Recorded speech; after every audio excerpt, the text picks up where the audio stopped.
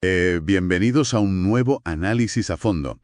Hoy nos sumergimos en una obra absolutamente monumental, la verdad. Hola, estoy encantada de estar aquí. Y sí, monumental es la palabra exacta. Tenemos sobre la mesa, el prólogo y una serie de extractos fascinantes que pertenecen al cuarto libro de una saga literaria que, cambió la ciencia ficción para siempre. Hablamos de Dios Emperador de Dune, del legendario Frank Herbert. Una obra que, fíjate, no deja indiferente a nadie que se acerque a ella. Exacto. Y el objetivo de esta sesión es desentrañar cómo una historia que comenzó centrándose pura y exclusivamente en la ecología de un planeta desértico, terminó evolucionando hacia un complejísimo dilema moral. Un debate profundo sobre el poder absoluto, los siguientes pasos de la evolución humana y, sobre todo, cómo se construyen o se destruyen los grandes mitos. Eso es. Y un apunte importante para quien nos escucha hoy. No hace falta ser un experto en ciencia ficción ni conocer al dedillo los libros anteriores para dejarse atrapar por estas dinámicas. Las dinámicas de poder, tiranía y rebelión que afloran en estos textos son universales. Totalmente. Son temas que resuenan por sí solos. Vale, vamos a desgranar esto paso a paso. Empezando por los cimientos, porque el origen de esta historia es casi tan cautivador como la trama en sí. A ver, es que la figura del autor ya es de película. Frank Herbert era un hombre de 1000 oficios. Había trabajado como pescador de ostras, periodista, cámara de televisión, y la chispa que encendió este universo nació de la pura observación del mundo real. De estar sobre el terreno, literalmente. Pagando las carreteras. Ver esa fuerza implacable de la naturaleza, sumado a sus viajes por Oriente Medio, pues plantó una semilla en su cabeza. Y es esa base empírica, esa observación de cómo el entorno físico moldea a las sociedades, lo que otorga a la obra una textura tan palpable. O sea, se siente real. Exacto. La evolución literaria de estos textos es digna de estudio. Todo comenzó en 1963, publicándose por entregas en la revista Astounding Stories, bajo el título Dune World. El mundo de Dune, claro. Eso es. En sus inicios se leía como una novela de ecología e intrigas feudales. Presentaba un universo donde el agua es un bien tan escaso que funciona como moneda de cambio. Hasta el punto de que derramar lágrimas por los muertos es, digamos, el mayor tributo concebible. Claro, ya que implica regalar la propia humedad corporal. Pero a medida que la historia maduraba en novelas posteriores como El Mesías de Dune e Hijos de Dune, el tono dio un giro radical. Herbert empezó a desmantelar sistemáticamente la figura del héroe. Es un cambio de paradigma brutal. Pasa de contar el clásico viaje del héroe que libera a un pueblo oprimido a plantear la pregunta incómoda: ¿qué ocurre el día después de la victoria? Esa es la gran pregunta. ¿Qué pasa cuando ese héroe intachable se convierte en la máxima autoridad y su figura da lugar a una religión fanática que esclaviza a toda la galaxia? Si conectamos esto con una perspectiva más amplia, descubrimos que el propósito central de Herbert era lanzar una advertencia furibunda contra el peligro de entregar nuestra voluntad a líderes carismáticos. Una advertencia que, hoy en día, ojo, sigue muy vigente. Totalmente. Los textos originales exponen una tesis muy clara. El mesianismo no surge por arte de magia. Para florecer, necesita que una población esté sometida a una tensión intolerable. Un estado de absoluta impotencia. Exacto. Esa desesperación masiva suele ser el resultado de una tiranía despiadada o de un entorno hostil que amenaza constantemente la supervivencia. La genialidad inicial de Herbert consistió en combinar ambos factores. Diseñó el planeta Arrakis. Diseñó Arrakis, un desierto letal, y lo colocó bajo el yugo de un imperio galáctico explotador. Era la placa de Petri perfecta para cultivar un mesías. Y las resonancias que eso tiene con la actualidad, como decíamos, son innegables. Vivimos rodeados de figuras mesiánicas modernas, desde gurús tecnológicos hasta líderes de opinión que prometen resolver problemas sistémicos complejísimos con recetas mágicas. Promesas fáciles para problemas difíciles. Tal cual. Frente a esto, el mensaje subyacente de las fuentes que manejamos hoy es un faro. El futuro pertenece solo a quienes son capaces de pensar por sí mismos. Una lección vital. Teniendo esto en mente, el material da un salto temporal vertiginoso, de 3000 años hacia el futuro. La fuente nos sitúa ante un descubrimiento arqueológico sin precedentes. La excavación de Dar es Balat. Eso es. Una expedición liderada por un personaje llamado Hadi Benotto excava en este lugar, Y lo que encuentran no es una ruina ordinaria, sino un almacén esférico invisible, enterrado a una profundidad insondable. Esta cámara acorazada utilizaba tecnología ixiana para mimetizar las radiaciones del subsuelo y pasar desapercibida durante milenios. Y el tesoro que alberga en su interior son los diarios originales de Leto II, el dios emperador.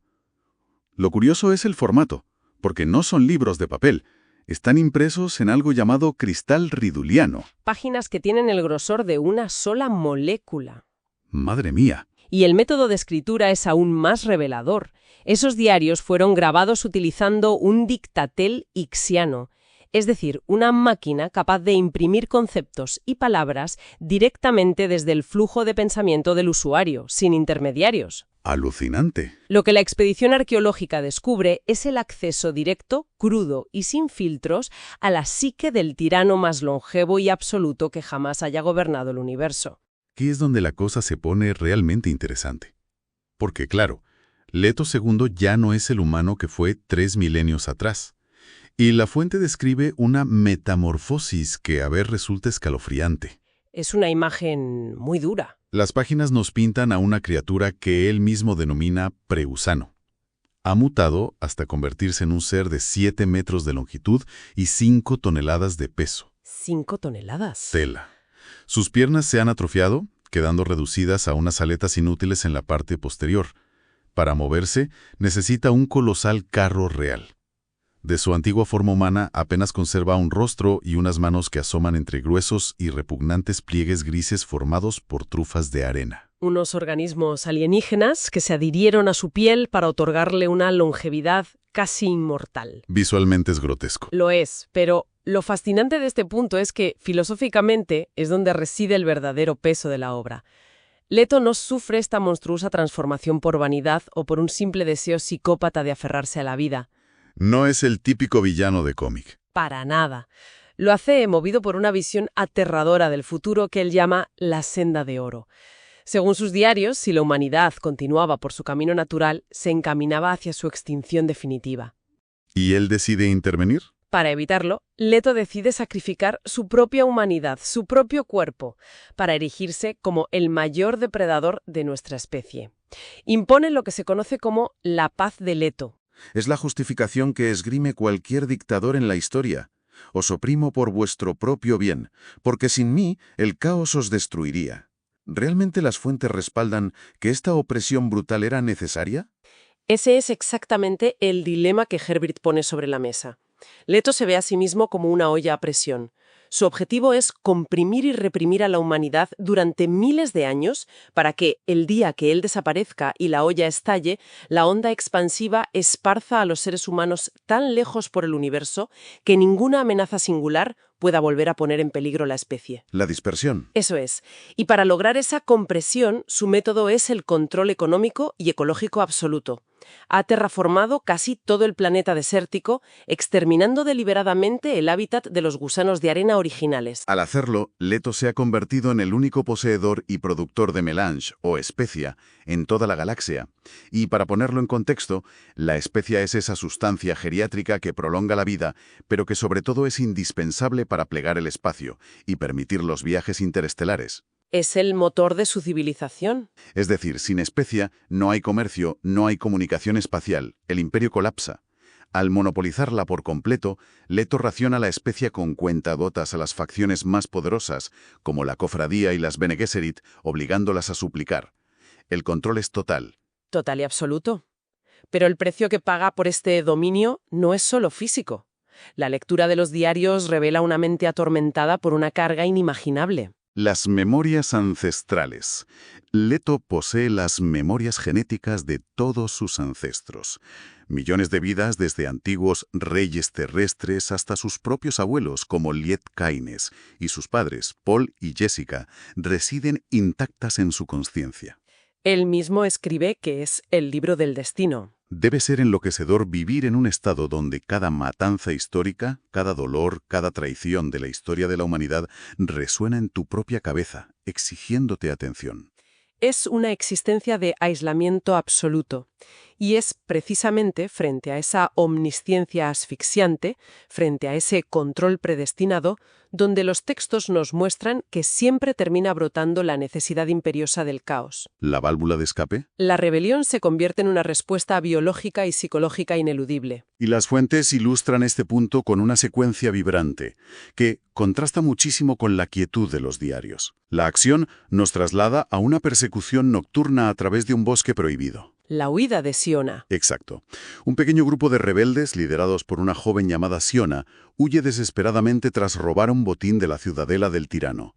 Les pisan los talones los temibles lobos de, una raza mutante creada genéticamente por el emperador, equipada con una visión tan aguda como la de las águilas. Son máquinas de matar perfectas. El relato de esta huida es salvaje y despiadado. La narrativa detalla cómo los compañeros de Siona van cayendo uno a uno.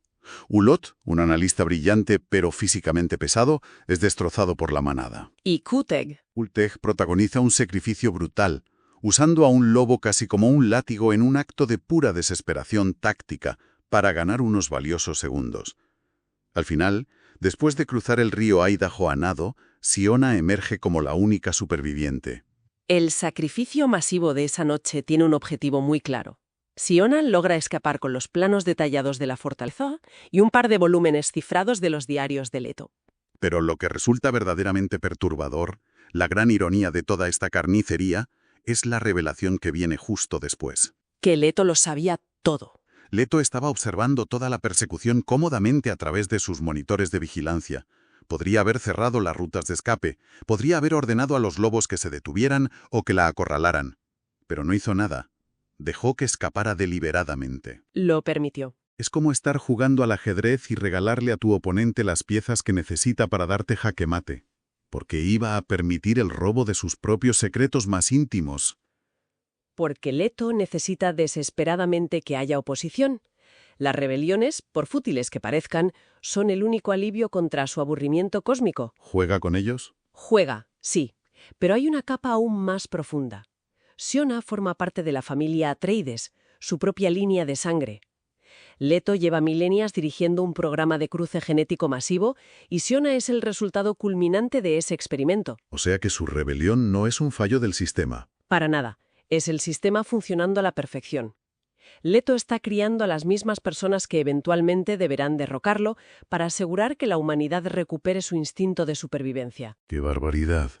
Frente a la vitalidad, aunque sea manipulada, de Siona y sus rebeldes, el material nos arroja un jarro de agua fría, al mostrarnos en qué se ha convertido la cultura popular bajo esta tiranía pacífica. ¿Te refieres al encuentro con Teishar? Sí, vemos a Siona y a su aliado Topri interactuar con un individuo al que catalogan despectivamente como un Fremen de museo. Históricamente, en el universo de la obra, los Fremen eran los guerreros del desierto más formidables, una cultura nómada y fiera que fue capaz de doblegar imperios y sentar a la familia de Leto en el trono. Eran la fuerza imparable de Arrakis. Pero el individuo que nos describen ahora es una sombra patética. Un hombre marchito que se pasea con imitaciones baratas de la indumentaria guerrera clásica, suplicando por unas monedas a cambio de vender réplicas de plástico de sus sagrados cuchillos tradicionales, los Krais. Esto plantea una cuestión fundamental sobre la sociología de los imperios y la absorción cultural. Es una lección magistral de historia política. Los regímenes totalitarios más eficientes no siempre aplastan a las culturas revolucionarias con ejércitos o masacres. A veces es más sutil. Mucho más. A menudo descubren que es infinitamente más eficaz absorber esa cultura, despojarla de su significado original, fosilizarla y convertirla en una mercancía inofensiva. Al transformar la identidad Fremen en un parque temático nostálgico y en vendedores de baratijas turísticas, Leto ha neutralizado el poderoso mito fundacional que originó su propio imperio. Ya no hay guerreros, solo actores interpretando una obra vacía. Pero Siona demuestra no estar hecha de plástico. Desde luego que no. Tras sobrevivir a la purga de los lobos, la vemos operar con una frialdad y una brillantez táctica aterradoras. Sabe que los diarios robados están escritos en un código imposible de descifrar, así que busca a la única facción tecnológica capaz de ayudarla, los Ixianos. Y no les pide un favor, precisamente. ¿Qué va? Contacta con Illo Kobat, un ex embajador ixiano, y lo somete a un chantaje brutal. Le revela que sabe que su civilización está desarrollando en secreto una máquina de navegación ilegal para sustituir a los humanos de la cofradía, engañando a las altas esferas a cambio de valiosa especia. Siona le da un ultimátum durísimo. O sus ingenieros descifran los libros de Leto, o ella filtra el complot y los ixianos serán aniquilados. Es un movimiento implacable, que demuestra que Siona está dispuesta a incendiar el universo si eso la acerca a destruir al dios emperador. Siona es un reflejo oscuro del propio Leto, una criatura forjada en el molde de crueldad que el tirano ha diseñado durante siglos. Y sin embargo, el punto de inflexión en esta historia, el hallazgo que cambia el rumbo de los acontecimientos, no proviene de una gran conspiración o de tecnología avanzada. Sino de un rastro de vulnerabilidad emocional. Exacto. Una vez que Siona comienza a desentrañar los diarios ocultos, encuentra algo físicamente escondido entre las páginas de cristal, algo muy frágil y antiguo. Es un pequeño mechón de cabello fino entrelazado con una flor seca, un recuerdo perteneciente a Gánima. Su hermana gemela. La hermana gemela de Leto, fallecida miles de años atrás. Y junto a este recuerdo, un poema de una melancolía profunda, escrito por el propio Leto tras conocer la muerte de su hermana, donde evoca el sonido del mar y la arena gris. Y claro, cuando Siona lee estas palabras, algo encaja en su cabeza. Es un choque cognitivo brutal. Entiende que el monstruo de 5 toneladas, el tirano absoluto y despiadado, aún conserva retazos de sentimientos humanos. Es capaz de sentir dolor, de recordar, de llorar una pérdida. Y si puede sentir, entonces es vulnerable. El tirano tiene un talón de Aquiles emocional. Y eso le proporciona a Siona la certeza de que puede ser derrotado. Y explorar esa vulnerabilidad emocional oculta nos conduce invariablemente hacia la relación más compleja, trágica y recurrente de toda la obra. Me refiero a la figura de Duncan Idaho. La historia de Duncan Idaho es desgarradora. Para contextualizar, Duncan fue el legendario maestro de armas de la casa Atreides, un guerrero noble y leal que sacrificó su vida original para proteger a la familia de Leto mucho antes de que éste se convirtiera en un monstruo. Pero Leto se niega a dejarlo morir. Eso una y otra vez a lo largo de 3000 años.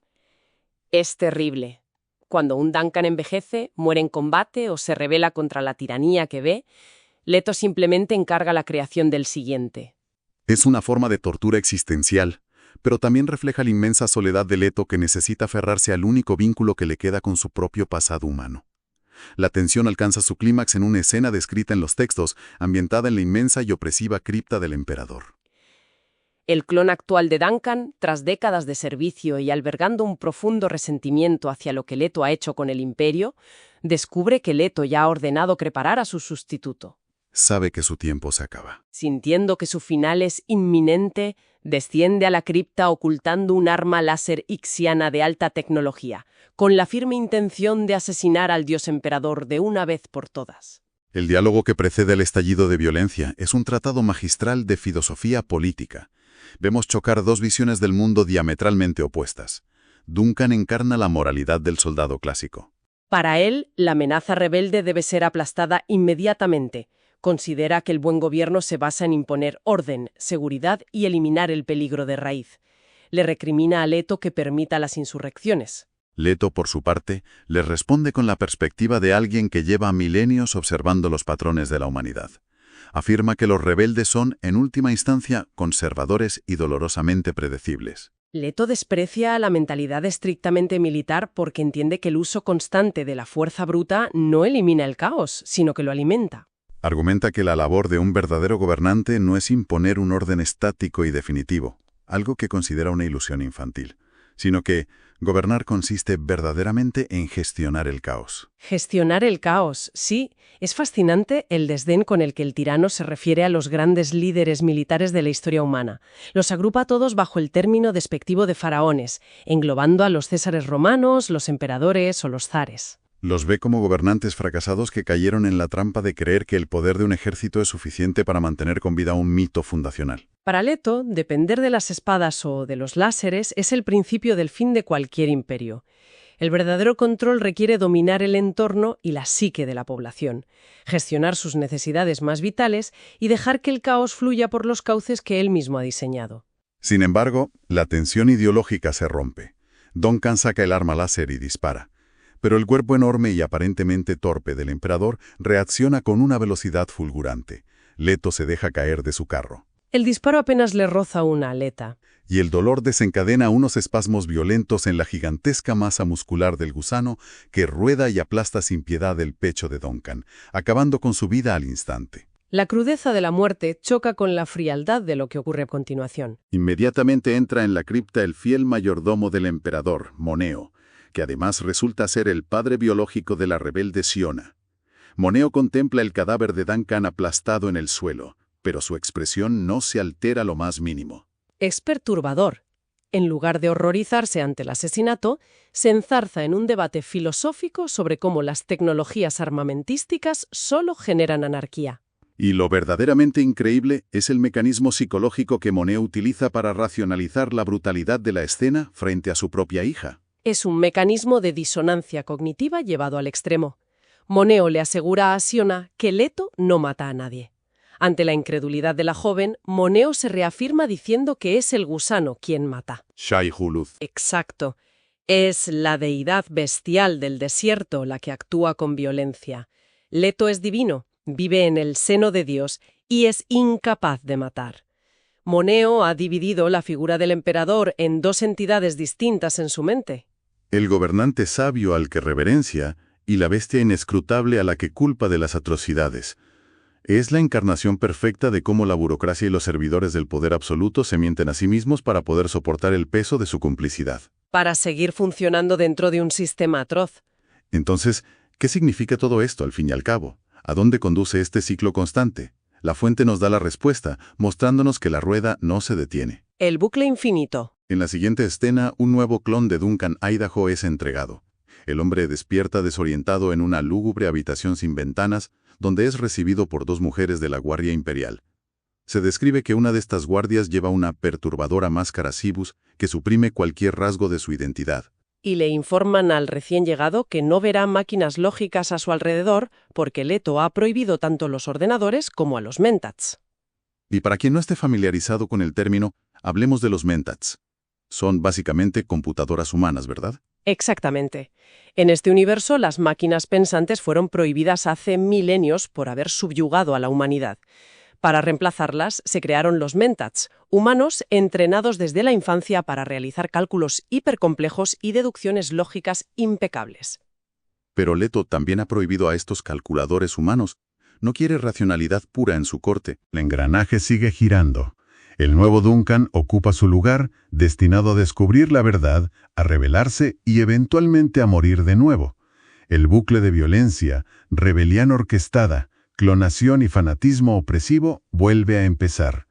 Todo es simplemente un engranaje más dentro de la insondable maquinaria del tirano. Si hacemos una síntesis de los inmensos temas que emanan de esta disección de las fuentes, es evidente que el material ofrece un diagnóstico profundamente sombrío, pero al mismo tiempo lúcido, sobre la naturaleza del poder humano. Nos muestra cómo la dependencia ciega de la violencia y de las tecnologías destructivas no construye una paz duradera, sino que simplemente dispersa y posterga la anarquía. Además, subraya una ley histórica inexorable. Los grandes imperios, sin importar cuán vasto sea su dominio territorial o económico, terminan fosilizándose irremediablemente si no existe una fuerza perturbadora en su seno. Necesitan un elemento de caos, un agente externo como Siona, que desafíe las estructuras, las ponga a prueba y las obligue a evolucionar. Como bien le señala Leto a Moneo en uno de sus diálogos, el concepto de gobierno no es una entidad física, es, en esencia, un mito compartido. Solo existe y funciona porque la sociedad decide colectivamente creer en él. Y en el preciso instante en que ese mito pierde su peso, ya sea porque se ha banalizado, vendiéndose como plástico barato por los Fremen de museo, o porque ha perdido toda su justificación moral, el gobierno colapsa como un castillo de naipes. El valor de este análisis para quien nos escucha es verdaderamente incalculable. Estamos ante unos textos que no se conforman con entretener, sino que exigen una profunda autoevaluación. La lectura atenta de estos dilemas obliga a cuestionar la tendencia inherente del ser humano a buscar salvadores mágicos en tiempos de crisis. Nos previene contra la fe desmesurada en los líderes providenciales. Advierte sobre el espejismo de que la superioridad tecnológica o militar puede garantizar una paz auténtica y señala los peligros de ceder ante sistemas que prometen un orden absoluto y una seguridad perfecta, El costo de ese orden inquebrantable siempre es el mismo: entregar la libertad de elección y atrofiar la capacidad crítica. La obra demuestra que esa paz, cuando es impuesta y estática, no es una sociedad floreciente, sino un inmenso cementerio. Y todo este recorrido nos deja ante una reflexión final sumamente provocadora. Un dilema que surge directamente de la agonía privada de Leto II. El dios emperador. El poseedor de un inmenso don de presciencia confiesa en sus diarios que ser capaz de predecir el futuro de manera absoluta, conocer cada paso, cada palabra y cada desenlace antes de que ocurra, equivale para él a la muerte en vida. El aburrimiento derivado de la certeza total es una tortura insoportable. A pesar de todo su poder omnímodo, lo único que Leto ansia con desesperación es poder ser sorprendido. Lo cual nos deja con una última y enorme incógnita flotando en el aire para reflexionar al terminar. Si la certidumbre total, el control absoluto y el orden perfecto conducen inexorablemente a la muerte del espíritu y a la parálisis de la civilización, cabe preguntarse, ¿no será entonces que el libre albedrío, cargado con todo el dolor y el desastre que a menudo conlleva, con su caos inherente, sus rebeliones perturbadoras y sus tragedias profundamente impredecibles, es en realidad la única fuerza que mantiene al universo verdaderamente vivo y en constante evolución? Queda mucho para pensar sobre ello. Hasta la próxima inmersión. Y queda la lección vital de dudar siempre de quienes aseguran tener el mapa exacto hacia el paraíso absoluto.